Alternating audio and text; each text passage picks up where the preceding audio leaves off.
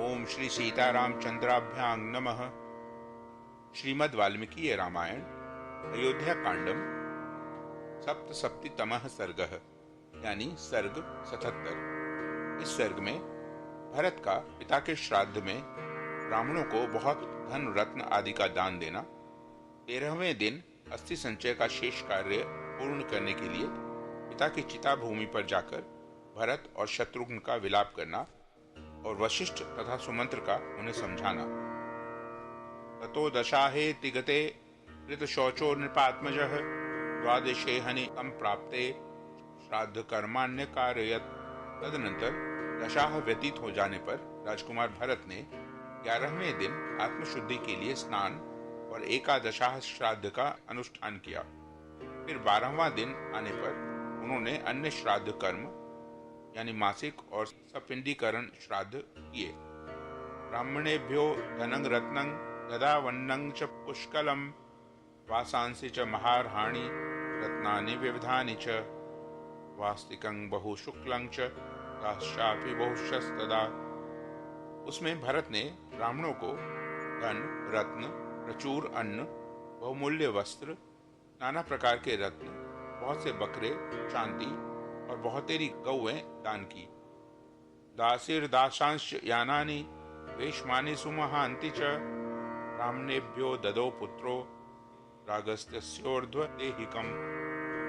राजपुत्र भरत ने राजा के पारलौकिक हित के लिए बहुत से दास दासियां सवारियां तथा बड़े बड़े घर भी ब्राह्मणों को दिए। ततः प्रभात समये दिवसे च त्रयोदशे विललाप महाबाहुर भरतः शोक मूर्छितः। तदनंतर 13वें दिन प्रातःकाल महाबाहु भरत शोक से मूर्छित होकर विलाप करने लगे। शब्दापेत कंठश्च शोधनार्थमुपागतः पिता मूले पितुर्वाक्य मेदमाह सुदुःखितः। तात यस्मिन् निशिष्टोऽहं त्वया भ्रातरिराघवे तस्मिन् वनं प्रव्रजिते शून्ये त्यक्तोऽस्म्यहं त्वया। उस समय रोने से उनका गला भर आया था। वे पिता के चिता स्थान पर अस्थि संचय के लिए आए और अत्यंत दुखी होकर इस प्रकार कहने लगे। तात, आपने मुझे जिन ज्येष्ठ भ्राता श्री रघुनाथ जी के हाथ में सौंपा था, उनके वन में चले जाने पर आपने मुझे सूने ही छोड़ दिया, यानी इस समय मेरा कोई सहारा नहीं। यस्या गतिर्नाथायाः पुत्रः प्रव्राजितो वनम रामं वां तात कौसल्यां त्यक्त्वा त्वं क्व गतो नृप। तात नरेश्वर, जिन अनाथ हुई देवी के एकमात्र आधार पुत्र को आपने वन में भेज दिया, उन माता कौसल्या को छोड़कर आप कहाँ चले गए? दृष्ट्वा भस्मारुणं तच्च दग्धास्ति स्थानमंडलम पितुः शरीर निर्वाणं निष्टनन विषसादः। पिता की चिता का वह स्थान मंडल भस्म से भरा हुआ था। अत्यंत दाह के कारण कुछ लाल दिखाई देता था। वहां पिता की जली हुई हड्डियां बिखरी हुई थीं। पिता के शरीर के निर्वाण का वह स्थान देखकर भरत अत्यंत विलाप करते हुए शोक में डूब गए। स तो दृष्ट्वा रुदन दीनः पपात धरणी तले उत्थाप्यमानः शक्रस्य यंत्रध्वज इवोच्छ्रितः। उस स्थान को देखते ही वे दीन भाव से रोकर पृथ्वी पर गिर पड़े, जैसे इंद्र का यंत्रबद्ध ऊंचा ध्वज ऊपर से उठाए जाते समय खिसक कर गिर पड़ा हो। अभिपेतुस्ततः सर्वे तस्यामात्या शुचिव्रतम अंतकाले निपतितं ययातुमृषयो यथा। तब उनके सारे मंत्री उन पवित्र व्रत वाले भरत के पास आ पहुंचे, जैसे पुण्यों का अंत होने पर स्वर्ग से गिरे हुए राजा ययाति के पास अष्टक आदि राजर्षि आ गए थे। शत्रुघ्नश्चापि भरतं दृष्ट्वा शोक परिप्लुतं विसंज्ञो निपतद भूमौ भूमिपाल मनुस्मरण।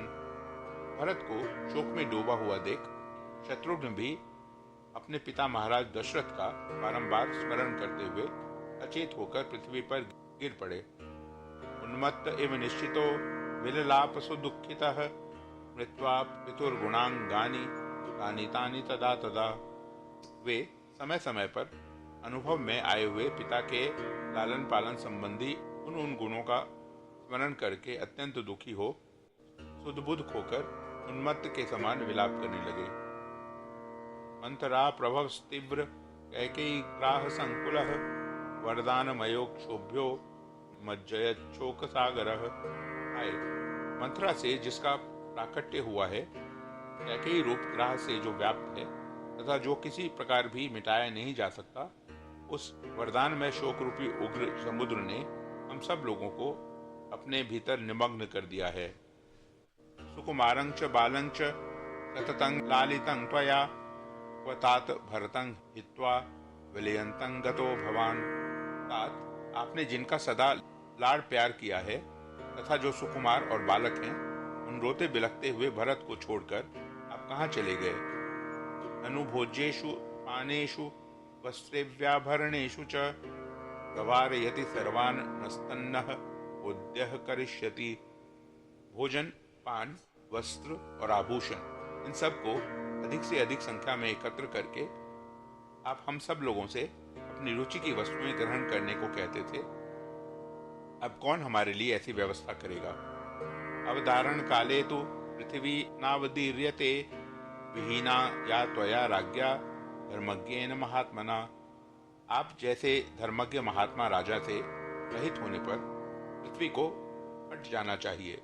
इस फटने के अवसर पर भी जो यह फट नहीं रहा है, यह आश्चर्य की बात है। पितरि स्वर्ग मापन्ने रामे चारण्यमाश्रिते किंग में जीवित सामर्थ्यं प्रवेक्ष्यामि हुताशनम। पिता स्वर्गवासी हो गए और श्री राम वन में चले गए। अब मुझ में जीवित रहने की क्या शक्ति है। अब तो मैं अग्नि में ही प्रवेश करूंगा।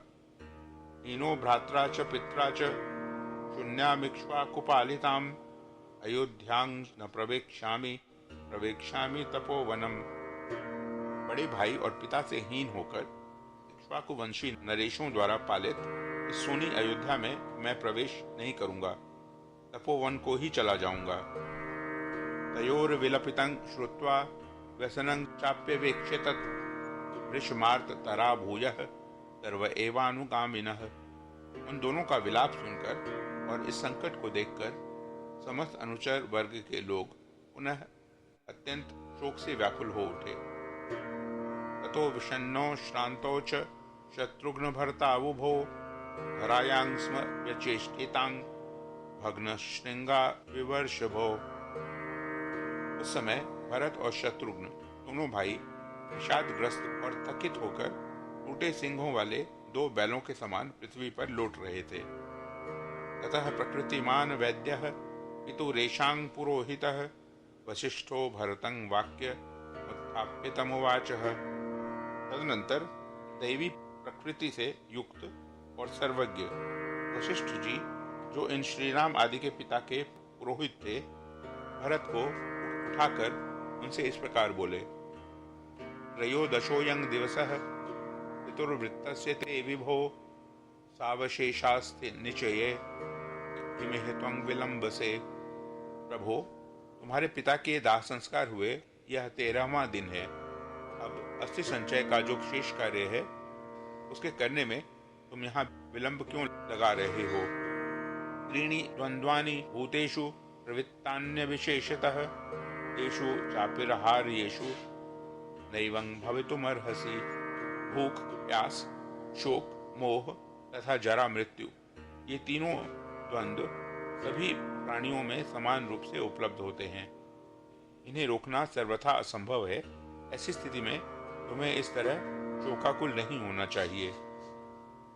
सुमंत्रश्चापि शत्रुघ्न उत्थाप्याभिप्रसाद्य च श्रावयामास तत्त्वज्ञः सर्वभूत भवाभवो। तत्त्वज्ञ सुमंत्र ने भी शत्रुघ्न को उठाकर उनके चित्त को शांत किया तथा समस्त प्राणियों के जन्म और मरण की अनिवार्यता का उपदेश सुनाया। उतिस्थो तो नर व्याघ्रो प्रकाशेते यशस्विनी वर्षा तप परिग्लानो ऋतगेंद्र ध्वजाविव। उस समय उठे हुए वे दोनों यशस्वी नर श्रेष्ठ वर्षा और धूप से मलिन हुए दो अलग अलग इंद्रध्वजों के समान प्रकाशित हो रहे थे। अश्रुणि परिमृग्नन्तो रक्ताक्षो दीनभाषिणो अमात्या त्वरयन्ति स्म तनयोचापराः क्रियाः। वे आंसू पोंछते हुए दीनतापूर्ण वाणी में बोलते थे। उन दोनों की आंखें लाल हो गई थी तथा मंत्री लोग उन दोनों राजकुमारों को दूसरी दूसरी क्रियाएं शीघ्र करने के लिए प्रेरित कर रहे थे। इत्याशे श्रीमद् रामायणे वाल्मीकिये आदिकाव्ये अयोध्याकांडे सप्तसप्ततितमः सर्गः। इस प्रकार श्री वाल्मीकि निर्मित आश रामायण आदि काव्य के अयोध्या कांड में 77वां सर्ग पूरा हुआ। ओ